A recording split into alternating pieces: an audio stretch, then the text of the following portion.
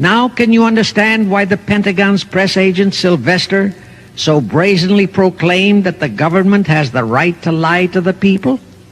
What he really meant was that our CFR-controlled government had the power to lie to and be believed by the brainwashed American people. And let's again go back to the first days of the Illuminati.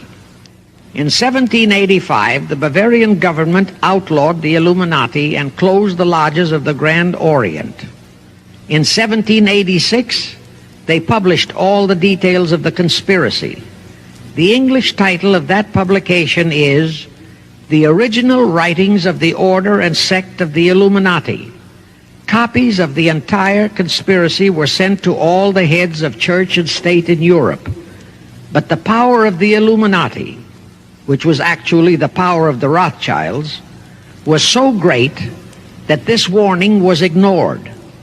Nevertheless, Illuminati became a dirty word, and it went underground. At the same time, Weishaupt ordered Illuminists to infiltrate into the lodges of Blue Masonry and form their own secret societies within all secret societies.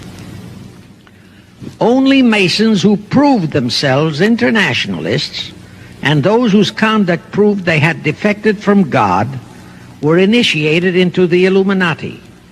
Thenceforth, the conspirators donned the cloak of philanthropy and humanitarianism to conceal their revolutionary and subversive activities, and that all that secrecy emphasizes the power of the masterminds of the Illuminati to prevent such terrible events of history from being taught in our schools. In 1834, the Italian revolutionary leader Giuseppe Mazzini was selected by the Illuminati to direct their revolutionary program throughout the world. He served in that capacity until he died in 1872. But some years before he died, Mazzini had enticed an American general named Albert Pike into the Illuminati. Pike was fascinated by the idea of a one-world government, and ultimately he became the head of this Luciferian conspiracy. Alright, Shalom, all praises to Yahweh, Ba'Hashem Yahushua, Ba'Hashem Rakakadash, double honors to the apostles and elders of Great Millstone, salutation to all the brothers and a few sisters out there, unto the Israelite foreigners from the seed of Abraham, Isaac, and Jacob, Shalom in the Hebrew, which means peace. Quick show through the spirit of Yahweh, Ba'Hashem Yahushua. This video was sent to me through the spirit by one of the elders, and it hit the hammer and the nail, and it got me thinking, in particular, a few scriptures, but I'm going to make this long. We should know the scriptures by now. But with, this and another video that the elder has sent, which I'm not going to even put it up because I don't know if YouTube's going to take that down. So I'm just going to play by just say as much as I can. And pretty much what's going on is that everything that's going on, that this whole Beetlejuice, the Vanessa, the Liquid Love, the Magic Potion that's out there, that a lot of more and more revealing things are coming out about it, was part of the ingredients. And one of the main ingredients is this thing called graphite oxin or something like that it's called. You could look that up. I'm not going to even go into that because I don't know if YouTube's going to take anything down. So, and more Esau secrets is no longer a secret.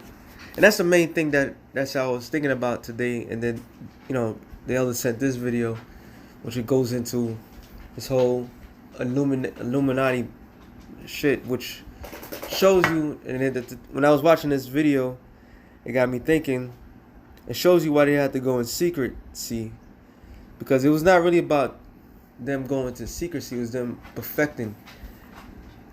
There was different forms of this Illuminati nonsense, illuminated ones, but it had to be the right perfected evil that the Lord wanted it. And that's one thing. And I was through spirit going over 1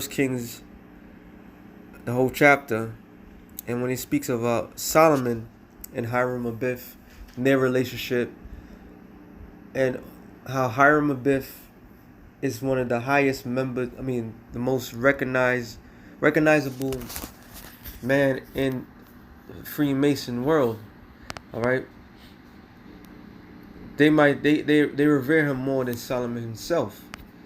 Now, when you go into it, how Solomon went off through the spirit, everything is spiritual. All right, everything's spiritual. Good and evil came from the same man. Every cycle of life that he came in. Example, Adam had Abel and Cain. Cain slew Abel, then Adam had Seth. So that was the replacement. So within Adam came good and evil. Then Isaac begotten Jacob and Esau. All right, you have Esau, the ultimate evil, and Jacob, the representation of good. So when Solomon came into the scene, Solomon was the wisest man on earth, and through Solomon had good and evil. All right, you had the good years of Solomon when he made the temple for the Lord and his house and so forth, and then the latter years of Solomon when he was indulging in all sorts of other philosophies. And these people, people in this, what is Name a dirty word. Not these in particular people, but this is the representation of the illuminated ones. They have learned from the evil side of Solomon and carry that tradition to this very day. Okay, because Solomon, he was into whatever the women was into. Well, when Yahushua comes back, he's gonna make things right. But this is why everything was created, for that way they could perfect their wickedness. Matter of fact, let me go to that scripture, because this particular scripture is really, it rings a lot. Job 20, I believe it's 7. No. Job 20 and 11. His bones are full of the sin of his youth, which shall lie down with him in the dust. So his bones, which bones is what you have that keeps your flesh up. All right, from his youth. What youth is speaking of? Matter of fact, since I'm making mention of it, Genesis 4 and I believe it's 13. Genesis 4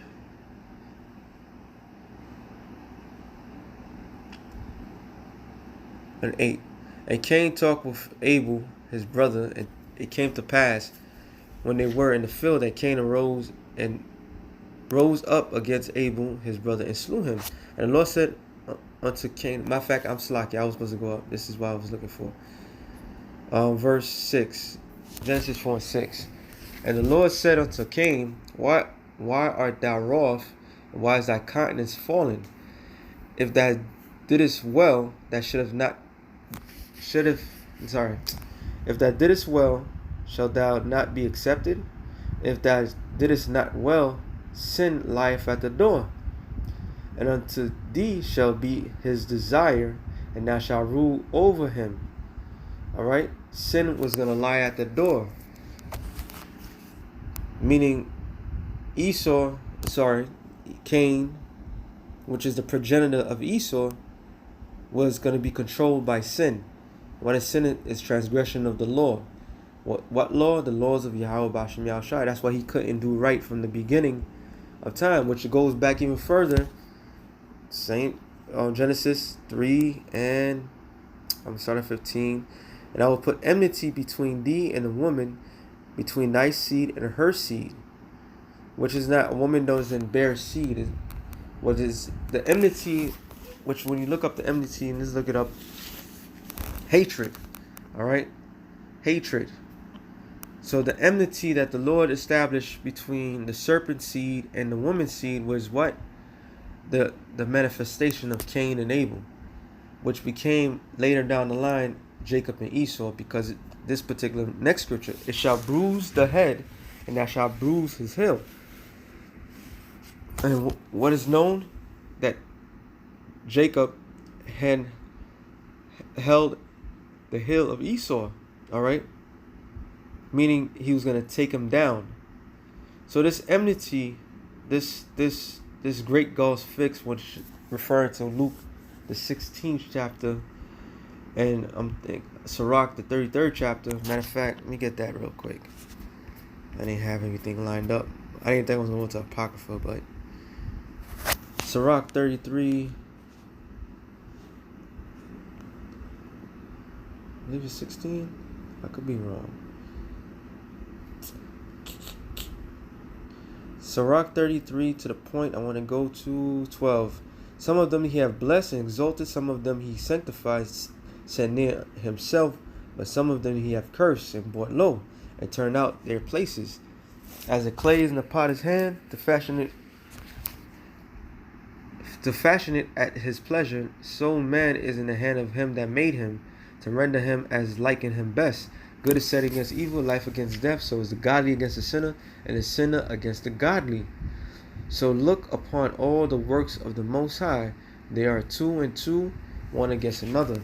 So the Lord established this rule from the beginning of time. The scriptures clearly tells you, declaring the end, the end from the beginning.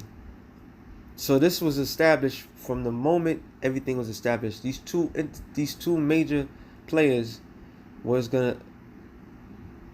is gonna lead to this very day. All right, the ultimate final battle. All right, we all like movies and so forth. We all like to see the good guy win at the end. All right. Now, if it was one of those movies where the good guy always doing good, he's always kicking ass, nobody's invested into that. But when the good guy is a complete underdog, people are more invested to it, because the simple fact is that's the representation of life in general. Okay? But I don't want to go too further in what I'm saying. So go back to Job 20 and it was 11, right? His bones are full of sin of his youth, which is sin of his youth is deceit, murder, so forth. He, like the scripture says, I'm just gonna quote it, St. John 10:10. He was St. John 8:44. When the Lord said that your father is the devil, after the lust he would do, he was a murderer from the beginning. All right, he's a father. Man, let me just get it. Job 8:44, because Yahweh was putting hints out there. Ye of your father the devil. He was talking to Israel, all right, Israelites, and the lust of your father you will do. He was a murderer from the beginning, and abode not in the truth, because there is no truth in him. When he speaketh a lie, he speaketh of his own, for he is a liar and the father of it. So the Lord was telling Israel, all right, that you are like Esau, the so-called white man. He was a murderer from the beginning. Who was a murderer from the beginning? Cain. Who carries the same spirit of Cain?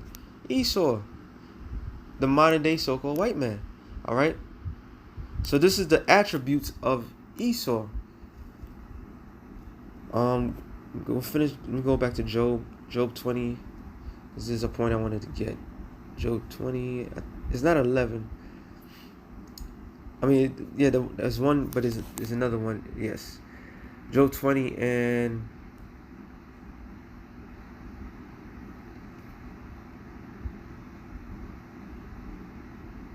this whole chapter is bad. There it is. Job 20 and 26. All darkness shall be hid in his secret place. A fire not blown shall consume him, and shall go ill with him that is left in his tabernacle. Now, what is that secret places? The meetings, these individuals. This is the secret. All right, this is the secret. The darkness that they was doing in the whole along all this time. All right, all this time. The thing that wasn't popular, that when they was hunting down, and they had to hide themselves amongst everything in society to be financially ahead. So like the brothers had sent an article that came out 2009, so that billionaires was worrying about overpopulation. It was working on getting rid of too much people. This is all part of that word right there. Okay, but here's the point. It says the heavens shall reveal his iniquity. So more than ever, throughout all history of man, the things of Esau is being revealed. It's being searched out, like the scripture says. Matter of fact, since I'm quoting it, Jeremiah 49.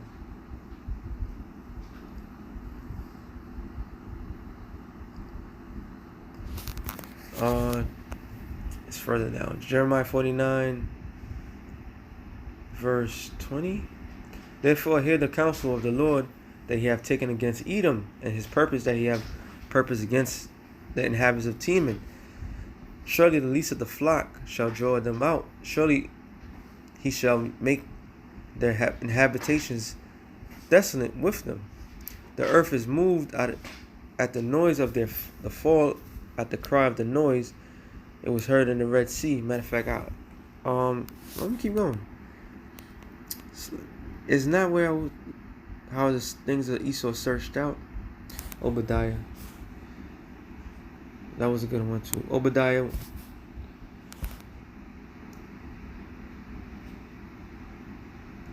Obadiah 4. Though he's exalted himself as the eagle, though he set his nest among the stars, thence will I bring thee down, saith the Lord. If a thief come to thee, if a robbers by night, how thou cut off? Would they not have stolen till they have enough? If the grape gatherers came to thee, would not they not leave some grape? How the things of Esau search out? How are his hidden things sought up? How? And that's the main question. Why? Because the heavens has been revealing it.